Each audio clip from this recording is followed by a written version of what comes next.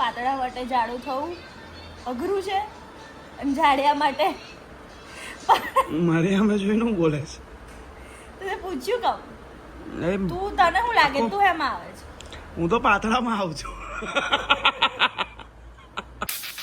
January आया new year new में protein shake लिया और फिर चाय पी रहे ट्रेडमिल पे गया तो सन चढ़ गई मैं कल से करूंगा फिर से आदत बढ़ गए शूज नए लिए जिम बैग भी फैंसी वर्कआउट की रील बनाई पर बॉडी स्टिल नैंसी डंबल उठाया सिर्फ फोटो के लिए कैप्शन दिया बीस्ट मोर एंड फील के लिए मंडे से पक्का जिम जाऊंगा हर संडे रात में यही गाऊंगा જીમ બંધ હોય ને અરે વરસાદ પડતો હોય જીમ ના જવાય ને તો આવું पर मंडे सुबह नींद आती है फिटनेस की जर्नी फिर लटकती આવું ખાઈ ખાઈને વધારવાનું હેલું છે ઉતારવાનું બહુ અઘરું છે ओनली वीकेंड में सीन वीकेंड आया पिज्जा भी आया अब तो आओ ઘરવાળા બહુ બોલ્યા કરે એટલે પૈસા ભરો છો તો જીમ તો જાઓ જીમ જવામાં તકલીફ નહીં હોતી એક વસ્તુ નોટિસ કરી કે આપણે આમ ડેડિકેશનથી એવું વિચારીએ કોઈને વજન વધારવું હોય કોઈને ઘટાડવું હોય કઈ બી વસ્તુ આપણે આમ કેવું મન મક્કમ કરીને રેડી કરીએ પોતાને કે ચાલો હવે આપણે જીમ જઈશું પણ પછી છે ને કાં તો કશે ટ્રીપ આવી જાય કંઈ એવું કામ આવી જાય અને એના લીધે છે ને 1-2 દિવસ ગેપ પડે જેવી ગેપ પડી એવા આપણે જીમના દરવાજા જ ભૂલી જઈએ કે અચ્છા એ સાઈડ બી કોઈ ગલી थी जहाँ पर मुझको जाना था તો એવું થયા કરે પણ કેવું અને બીજી વસ્તુ કે આપણે હંમેશા શું કરીએ ખબર છે કે જ્યારે એવા કોઈ બોડી બિલ્ડરને કે એવા કોઈ એથ્લેટને જોઈને એવું વિચારે કે હવે હું આવી બનાવીશ સીધું જ્યારે પેલું ભાગ મિલ્ખા ભાગ આવ્યું હતું ને ત્યારે તો એવું થતું હતું કે આના જેવી જ બોડી બનાવી છે અને ધમાધમ કરવું છે પણ એ વસ્તુ ટેમ્પરરી હોય છે એ પરમનન્ટ ના હોય સ્પેશિયલી આપણા ગુજરાતીઓ માટે તો ના જ હોય જેને આમ હાંજ પડતા ચડાકા જોઈએ પોસિબલ જ નથી ખાલી હવે ફોકસ એક રાખવાનું હું પોતાના માટે અત્યારે વિચાર્યું છે હશે નહીં થાય ખબર નહીં પણ વિચાર્યું છે કે ઇન્ટરનલી સિસ્ટમ આપણી બરાબર રહેવી જોઈએ રમાવું દોડાવું કૂદાવું જોઈએ બસ ઇન્ડિયાની ટી શર્ટથી એક અલગ જ ઓબ્સેશન છે મને બધી જ છે આપણી પાસે વર્લ્ડ કપ પછી T20 વર્લ્ડ કપ અને આ છેલ્લા ચેમ્પિયન્સ ટ્રોફી પણ બધી ફેન વાળી લેવાની આ ઓરિજિનલ વાળી નહીં 900 વાળી 5000 વાળી નહીં શું બોલતી હતી ફરી બોલ બોલ મમ્મી આ બોલતી નહીં હા હું એની પાસે ઓપિનિયન માંગુ તો એ મને સલાહ આપવાની જગ્યાએ મને કહે છે મને કેમ પૂછે છે ડાયરેક્ટ એની સાથે વાત કર ને તો મેં તારી પાસે આવી કેમ મારો એક નોર્મલ આ વસ્તુમાં મતલબ હોય કે તું મને પૂછ્યું બરાબર કેમ મેં પૂછ્યું તને મને? જવાબ આપ્યો હું તને કેમ પૂછું કારણ કે મને જવાબ જોઈએ કે હું શું કરું તો તું મને સામેથી એવું કહે છે કે તને જે કરવું હોય એ કર ને તારે એને કહેવાનું છે હું કોઈ વસ્તુ કહેતી હોય કોઈ સ્ટોરી કહેતી હોય કે ભાઈ આ વસ્તુ થયું તો હવે મારે શું કરવું જોઈએ તો તું મને જવાબ નહીં આપતો તું કહે છે આમ 2 મિનિટ વિચારશે અને પછી મને કહે છે એ તું તારી જાતે કર ને ધંધો તું કરે છે તો તને ખબર હોવી જોઈએ તો હું તને પૂછું છું કેમ વાત એ નથી જાનું મને ખબર હોય ને કે જ્યાં સુધી તારા પર વધારે રિસ્ક કે એ વસ્તુ નહીં ત્યાં સુધી હું તને એ વસ્તુનો ડિસિઝન લેવા દઉં કે ભાઈ તું તારી રીતે લે ભલે ખોટું કેમ ના પણ હું નહીં લઈ શકતી મને પૂછવાની આદત છે તને એટલે હું પૂછું છું તને તો હું તને કઈ ના પાડું છું કે મને ના પૂછીશ તું મને જવાબ જ નહીં આપતો અને પછી એટલે જ મેં તને પેલી રીલ મોકલી કે તને કંઈ પૂછે છે તો તું જવાબ આપ એવું ના કહીશ કે ના તું ડાયરેક્ટ એને કે સાચી વાત છે વાત તો સાચી છે આ બી નહીં કહેતી મમ્મી બી નહીં કહેતી કશું શું કહું મારો છોકરો બરાબર છે ઝાકીર ખાન છે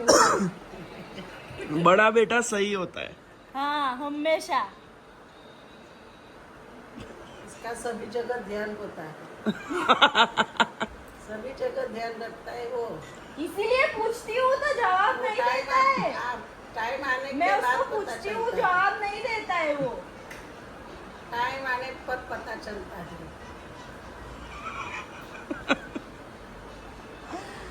બસ સારું હવે મારો એક ક્વેશ્ચન છે જાડું થવું સહેલું છે કે પાતળું થવું સહેલું છે પાતળા માટે જાડું થવું અઘરું છે અને જાડિયા માટે મારી સામે જોઈને હું બોલે છે તને પૂછ્યું કહું એ તું તને શું લાગે તું એમાં આવે છે હું તો પાતળામાં આવું છું તું જાડિયામાં આવે છે હવે હવે હું પાતળામાં આવું છું તું પહેલા પાતળો હતો હું તને તારી 10 ગળવો બતાવી હોય તો મને એક બતાય ગાલ સિવાય તારા આ છે ને આ ગળબો જ છે ગળબો જ છે 50 કિલો બી નહીં અડ્યું હજુ તોય આવી લાગે જ જન છોકરી સરસ લાગે છે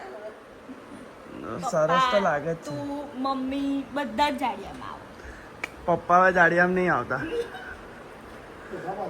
પપ્પા પપ્પા કાતા પપ્પા પતલા થઈ ગયા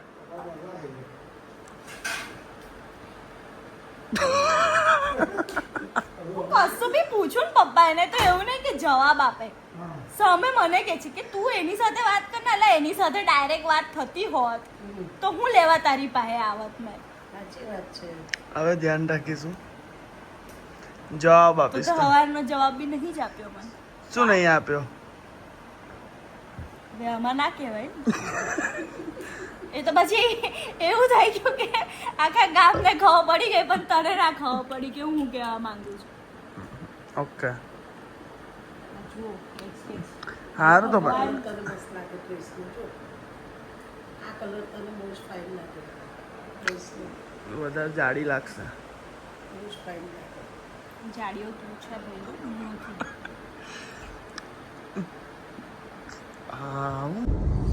આ વડોદરાનું વેધર પણ છે ને વેગસ જેવું થઈ ગયું છે દિવસે તાપ રાતે વરસાદ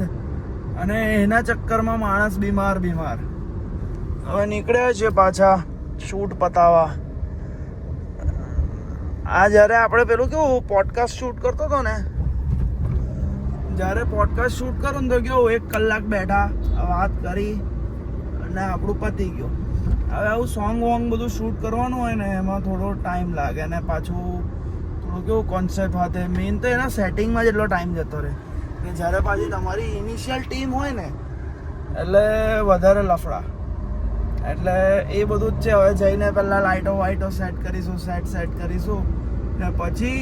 શૂટ કરીશું શૂટ તો કલાકનો પણ બીજા તામઝામ 2 કલાકના 3 કલાકના એવું બધું છે પાછા બીજા કામ જોવાના વચ્ચે ચાલે મનગમતું કરીએ છીએ એટલે ઇમ્પોર્ટન્ટ છે બીજું બધું તો તેલ લેવા ગયું ચાલ્યા કરે આયા કરે ગ્રેટફુલ અને હું એ ટોટલ 1000 ઉપર વિડીયો બનાવ્યા છે 1000 ઉપર વિડીયો બનાવવા એટલે બહુ મોટી વાત છે એ અલગ વસ્તુ છે કે ચલો આપણને શું કહેવાય સક્સેસ નહીં મળતું જે લોકોના માઇન્ડમાં છે પણ એ વસ્તુ છે પણ 1000 વિડીયો બનાવ્યા પછી પણ જ્યારે તમે પબ્લિકમાં શૂટ કરતા હોય ને તો તમને એ જ થોડુંક અંદર પેલું આમ પેલું કેવું કોન્શિયસ તમે થઈ જાઓ કે આ મને જોતો હશે આ જોતી હશે આવી રીતે જ તમારું મગજ દોડ્યા જ કરે અને મારી જોડે હજુ પણ એ વસ્તુ થાય છે હજુ પણ મને ખબર નહીં કેમ એ થોડું થઈ જાય છે કે ભાઈ કરીશું કોઈ જોશે તો અત્યારે બાજુમાંથી બાઇક જાય છે ને તો એવું થાય કે જોશે તો શું થશે okay still we are trying we are giving a shot હા લેટ્સ ગો बल्लेबाजों को ये मुश्किल रहा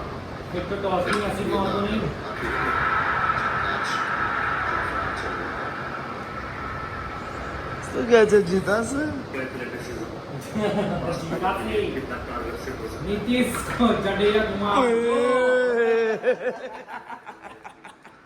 वो तो मैचवा के बाद पता चल ही न जाएगा